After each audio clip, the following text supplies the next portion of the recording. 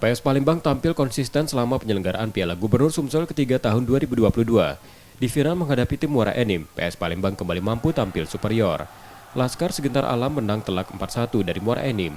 Selain memberikan bonus, manajemen PS Palembang juga tetap membina pemain PS Palembang U20. Ya, apresiasi, ada beberapa bonus tadi. Saya juga sudah menyiapkan bonus untuk kemenangan mereka, 20 juta saya siapkan.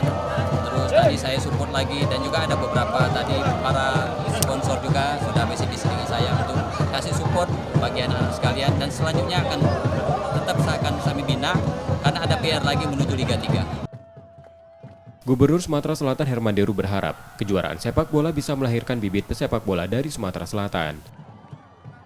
Kita ingin berasal dari putra-putra lokal Sumatera Selatan.